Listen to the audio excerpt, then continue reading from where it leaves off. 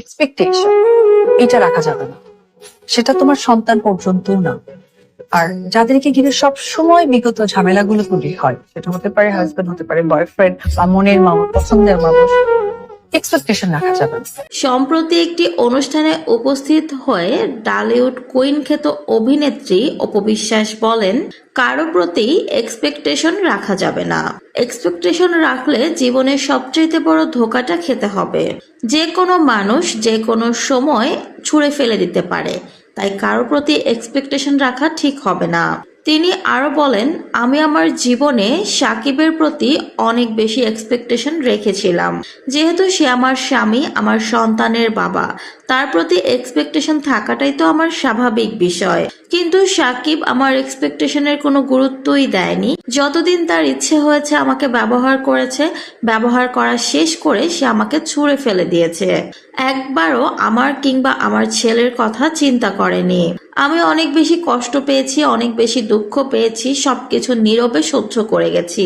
চোখের পানি ফেলা ছাড়া আমার আর কিছুই করার ছিল না।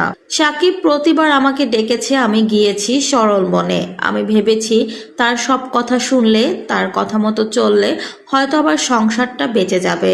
আসলে বাঙালি মেয়ে হিসেবে তো সবকিছুর পরে সংসারটাই আঁকড়ে ধরে রাখতে চেয়েছিলাম।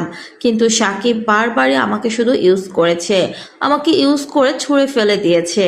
সাকিবের ভালো ব্যবহার পেয়ে তার প্রতি আমার এক্সপেকটেশন আকাশ সমান হয়ে গিয়েছিল। কিন্তু সে আমাকে ছুঁড়ে ফেলার আগে একবারও ভেবে দেখেনি।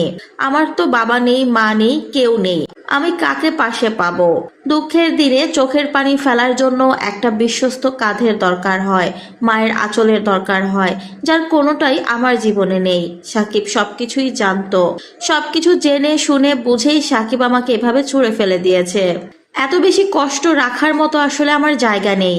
নিজের কষ্টের জায়গা থেকে আমি কাউকে উপদেশ দিচ্ছি না, তবে নিজের জীবন থেকে উপলব্ধি করে আমি সবাইকে অনুরোধ করে বলছি, আপনারা কখনো কারোর প্রতি এক্সপেকটেশন রাখবেন না।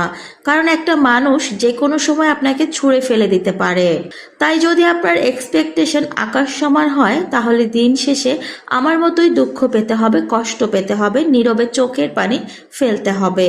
তো ভিউয়ার্স, অপু বিশ্বাসের অশ্রু ভরা চোখে ধরা কণ্ঠে এই কথাগুলো শুনে আপনাদের কেমন লাগছে কমেন্ট করে জানান।